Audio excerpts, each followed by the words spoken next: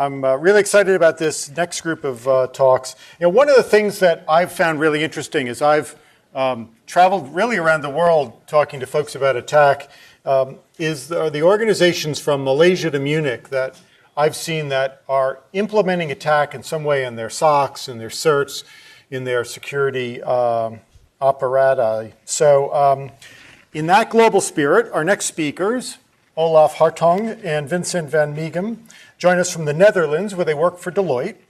Olaf specializes in building and operationalizing SOC teams through the use of SIEM or log management systems such as Splunk. He is also the author of several security-focused applications. And Vincent is passionate about offensive and operational security. He's a red team specialist with a focus on antivirus evasion techniques, and he's the creator of several open source security-related tools. Please welcome Olaf Hartong and Vincent van Mieghem.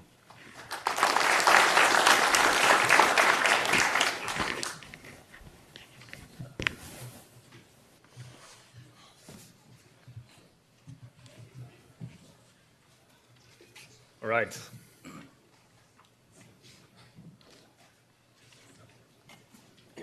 Yep. Cool. My name is Vincent. I am a red team operator in the Dutch Deloitte team.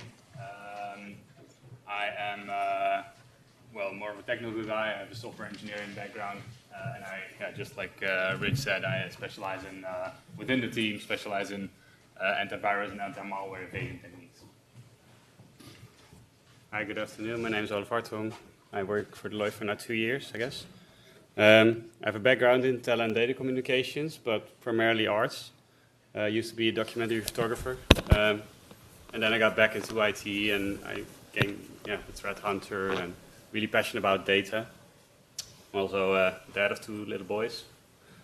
And in my spare time, I like to bike, snowboard, so on. Cool. So this should be on now. So let's talk a little bit about red teaming and how we do that in the Netherlands.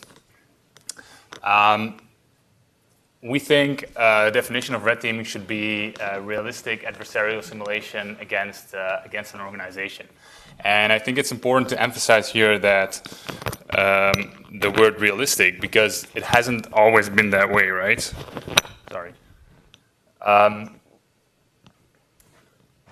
Because just like many of the other pen test firms out there, we started by conducting these red team tests by going to a client on site and plugging our laptops into their networks, and then the primary goal was pretty much becoming domain admin. And for a little bit more mature clients out there, we had some more realistic objectives, but that was pretty much about it. And what we see nowadays is that a far majority of all the operations that we conduct have a fully remote nature, where we have to fish into the organization to get a foothold on a network, and where the objectives of the red team are very clearly defined by an organization's most valuable assets. Also, many of the operations that we do are based on, or at least fed by, very specific threat intelligence and OSINT to ensure that the threat actor that you're simulating with your red team is actually a realistic one and not something that the organization will probably never face or will not face in the near future. So in the Netherlands, we have an authority is called the Dutch Central Bank, and they came up with, like 2 years ago, with a framework that is called TIBER, which stands for Threat Intelligence-based red teaming. And this is a framework or a program that every financial institution in the Netherlands has to conduct at least once in 2 years. And the threat intelligence and the red teaming phases have to be conducted by a third-party supplier. And then the Dutch Central Bank is sort of supervising that program to ensure that everything is going across according to the framework definitions. And we do kind of similar things for the operations that we conduct. So we have a threat intelligence phase where we map out the threat actors that an organization faces, where we do very specific OSINT on the organization, where we also try to focus a lot on the social vulnerabilities of the organization. And then threat intelligence, the output phase is really to come up with 2 or 3 very specific scenarios on how to attack this organization, that the red team basically just has to implement those scenarios. And to give you an example of those scenarios, we did like a red team, I think a couple of months back for a financial institution. And the threat intel guys at some point found these 2 employees that were switching jobs every 2 years. And they also noticed that those employees were their final, at the organization have been already 2 years. And so they thought, okay, let's send these 2 employees a phishing mail from a recruiter and attack the organization that way. And we as a red team turned out to be very specific, very successful. And we were very successful in compromising the organization that way. So threat intelligence here is main goal is to come out with very specific scenarios that form an input for the red team. And then the red team basically conducts those scenarios, executes them, and then afterwards there is a blue team debrief typically, and also a remediation plan. And where typically some deviations happen depending on what the organization needs, and Olaf is going to talk about that in a few moments, and also how we use ATT&CK to basically facilitate this process even better. But there are still some issues and pitfalls to this approach, right? Blue teaming can be really, or red teaming can be really antagonizing for an organization, especially if you're conducting it for the first time. We've had instances where the blue team got tipped off by either the white team directly or indirectly, or sometimes even a third-party vendor that isn't even security related. And then they start to suddenly hunt in an unrealistic fashion that basically defeats the purpose of your red team, because it's not really a realistic simulation anymore. Sometimes, we come in 1 year and we deliver a report, and then we come in the next year, and then we can like copy-paste 80% of the report of last year, because the organization really hasn't fixed any of the vulnerabilities reported last year. That's also happening sometimes. Sometimes they heard you are an audit firm, and they think they come to you to Deloitte because they think our trick is just another tick in their compliancy boxes. But I think the most important problem or pitfall is that is a blue team that lacks the skills and capabilities and knowledge to follow up on the findings of the red team. Because this is really where the improvement of the organization, the security posture of the organization has to be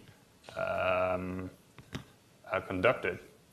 And we also see is that there is still in our industry very much this notion of red versus blue in a red team exercise, where the red team is sort of willing not to share their TTPs or their techniques on how to bypass certain blue team blue team detections. And the blue team is not really willing to share any of their detection techniques. And this sort of comes down to a rather inefficient approach into improving the security organization, the security posture of the organization. And we think at Deloitte we have a better approach at doing more efficiently improvement of that security. And to talk more about that, I'd like to give it to Olaf. Yeah. Thank you. Yeah, so basically what we initially want to do is get rid of this guarded mindset, right? So the red team is usually focused on really getting their objectives done and keeping their cards close to their chest. While on the other hand, if the blue team finds out there will be a red team exercise, they're quite anxious maybe or scared what would turn up and what will management say if they find a lot of stuff. And so this isn't the ideal situation to start with. They should be both contributing to improvement instead of, vice versa, battling each other. So what we try to do with our red teaming approach is create a more constructive environment where both of the parties have to adapt and work more towards a maturity boost for the organization, which is both in their benefit. And essentially, this is where the company will benefit most from. If the red team will work, as Vincent said, and the blue team doesn't get either the management buy-in to fix it, because sometimes that's the issue, they simply don't get granted the time or the capability to learn and to improve themselves, and they're constantly fighting a wash of alerts coming in. So what we try to do is assist them in getting there, basically.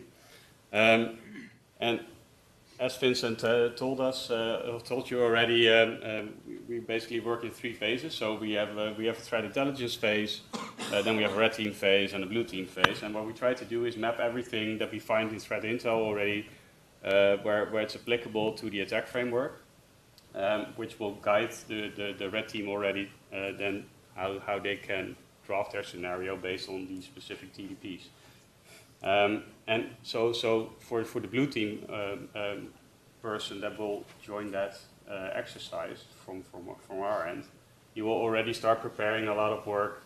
So everything that the red team is probably going to do, and so that he can explain to the customer later on how they can detect it if they didn't.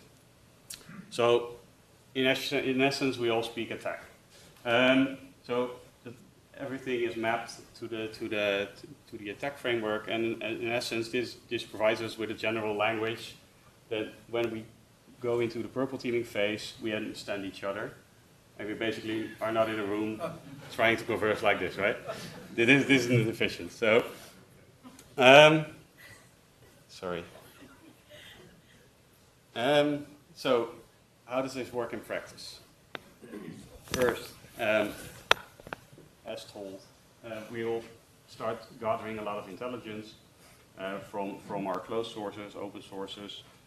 We'll map everything to a nice document and then provide that to the red team guys that start preparing a scenario, or at least 3. So for instance, let's say we're targeting a bank. There will be a lot of industry-specific intel. There will be some local market intel that will be applicable, but we'll also look at where is this company going. Like in Europe, there's the PSD2 initiative where basically there's an API open for every bank, and you can build your own tool against it, and you're helping do financial services. So that might also be an indicator or something to work with for the red team. It could also be we try to reenact a Lazarus campaign where we move laterally through the network using WMI or some other bingo items. Next phase is red team goes to work. They try to stay as close to the drafted scenarios as possible. However, there's always a deviation required in a different company. None of the same. And during this red team exercise, there will be a blue team member from our end present to observe what the red team is doing. And in the meantime, the client's blue team is oblivious to what is going on, like a standard red team. This is deliberate, because otherwise, if they know there's a red team coming in, they'll work differently than they used to, or they're normally doing.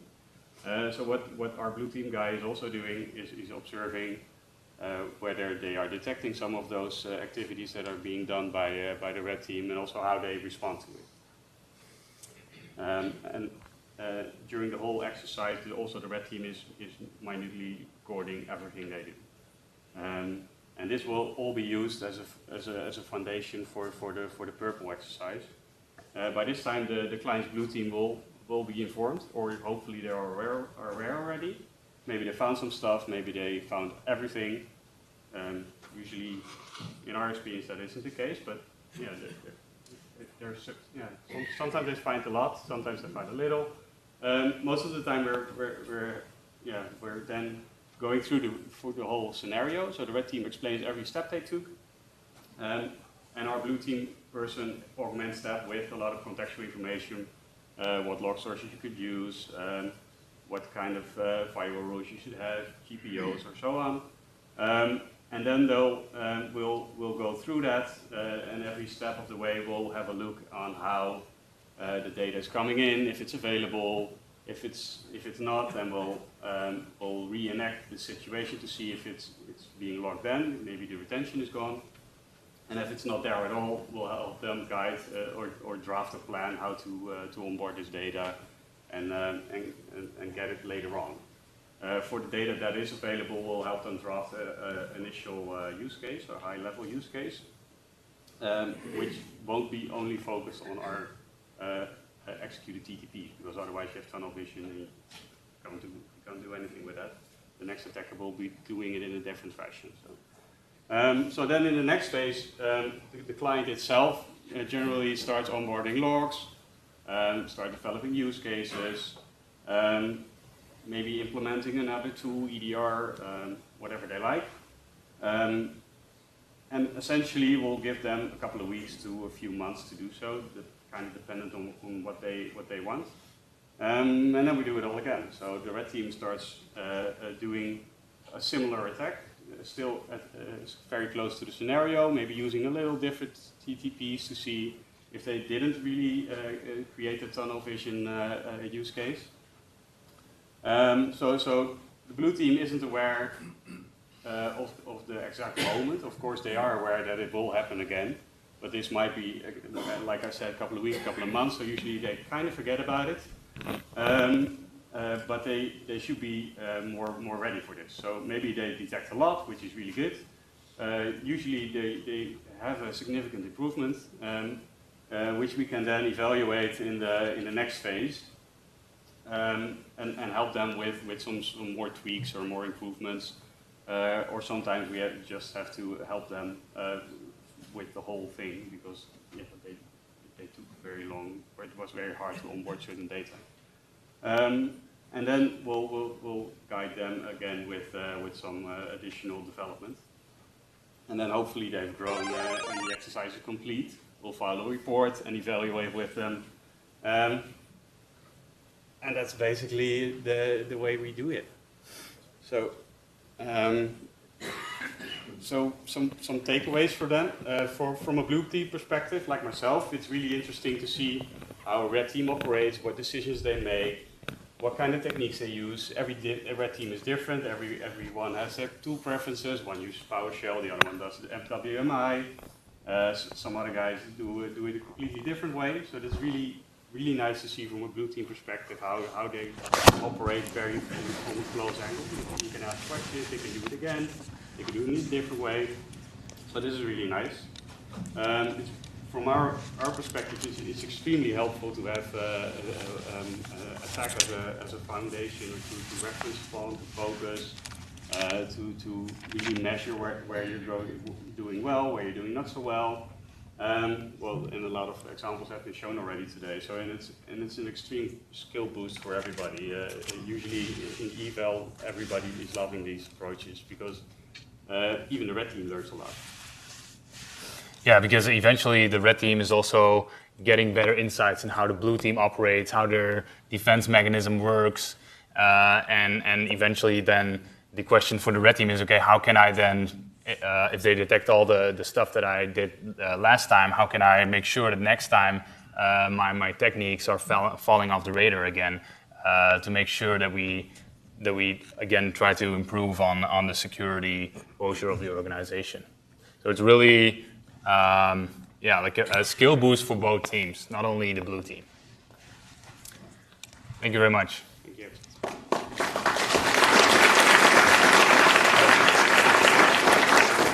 So we have plenty of time for questions. So we have the throw mic. First of all, does anyone have any questions? We'll throw you the mic. While people are getting their courage up. So it's interesting, I was just in Europe a few weeks ago and was learning was in a presentation hearing about TIBER. So what do you think is the sort of the number one takeaway with respect to attack and TIBER, and what people could leave with in terms of a message? So yeah, I think that's a good question.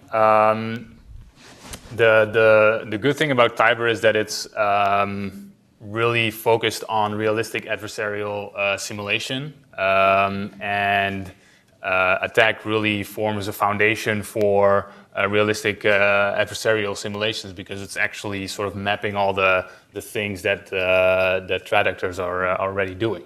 So it forms like a foundation for this entire TIBER approach, I think, in where we do those things. Okay. Questions? Okay, let's throw the mic first there, then turn it. Hello. Oh, there we go. Hey, when you're doing the purple teaming and you're reiterating through the same attack scenario after blue team implements some of the improvements, how do you know when to stop reiterating? We only reiterate once. Oh, only one time? Okay. That's usually the thing. So if the client wants it, we'll do it again. But usually the second iteration already is being detected a lot better, and they find a lot more. So they still have some stuff to work with. So we can come back after a while, but usually then you would give them another couple of months, which is usually also the schedule where they would do the whole exercise again. So then you have a new scenario, and that might help them improve more. So you would take the gaps from the first scenario, if there are some, and then just use them in another one a couple months out? Potentially, yes. Okay. Thank you. That's all I have. We had a question over here.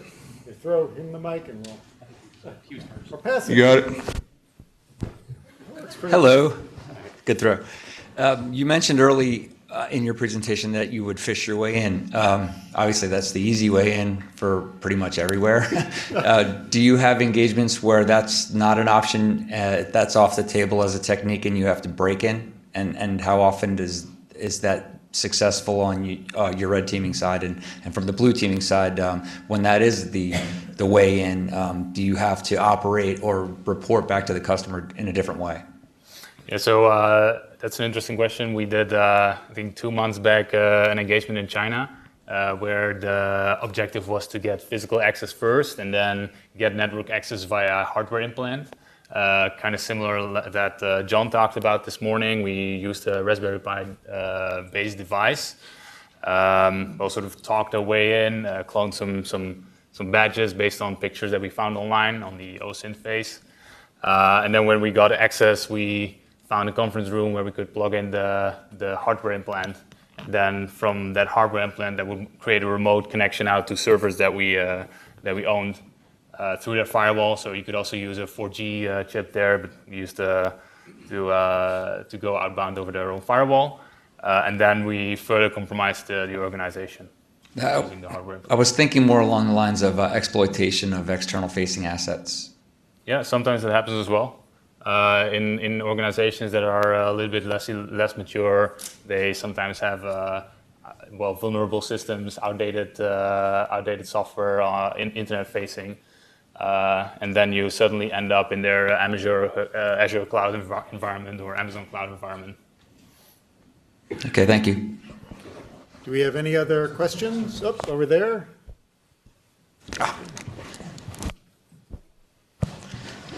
So based off of your attack use, are you guys basing any of your current TTPs based on like your clients' prior attacks, like doing some research? That way you can just use pretty much the same style of entry level, so that you same TTPs and whatnot, so that when they can determine that they've improved on, say, a former like positive hit. Yeah, that's definitely happened in the past. So then we try to emulate that attacker and try to get as much as possible threat intel around that attacker group and other measures that they're using. So sometimes we completely replay it, but that's for purple teaming exercise maybe a bit stretching the concept, because as you said, they try to improve a lot already. So then it's easier to evaluate if they did and try to work more in a smaller setting instead of doing this whole exercise, which is a bit more expensive. So that could be a reason not to do it in that way. Ideally, I'd like to do it in that way, definitely, because then it skips a little bit of a step. But then we could also go a little bit deeper into what they could be improving even more. Okay, thank you. Okay, we have time for another question or two. Over there. Finally, that side of the room. I was starting to.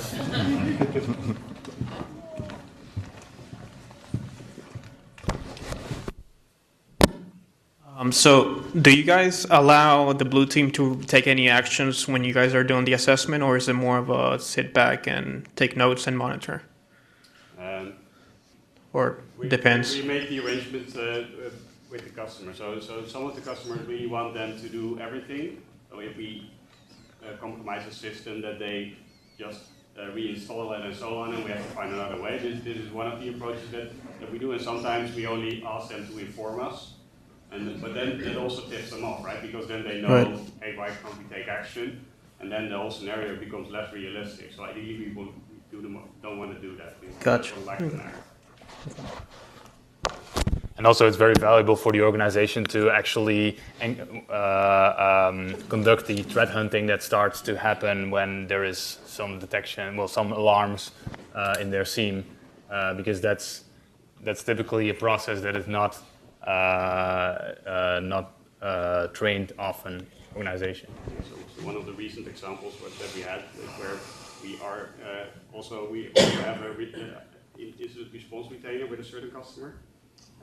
They also hired us for a red team or for a scenario like this. And then eventually it boiled up so far that the board wanted to have the IR retainer made effective. So then we had to tell them, sorry, it's us. But it was great for them. It was a great learning experience to see how the whole procedure was followed, and it was actually done very well. So that part of the test was very successful. Great. Time for one more question. Right there. Oh, just stand back in front. Maybe if we could blitz. Years ago, I was concerned with red teams limiting themselves to the familiar and the comfortable. Are you finding with ATT&CK and TIBER that they are broadening and diversifying their portfolio of attacks and such? Yes, definitely. Especially TIBER is a program that is done for, or well, mostly conducted for financial institutions that already are a lot more mature in terms of security. And we see there that they adapt very quickly to the techniques that a red team has used or that the threat actor that we're simulating. And that very often we have to, well, if we conduct it yearly, then we have to pretty much change a lot of the tactics that we used in the previous year. So it's pretty effective. All right. I think we are out of time. Please join me in thanking Olaf and Vincent.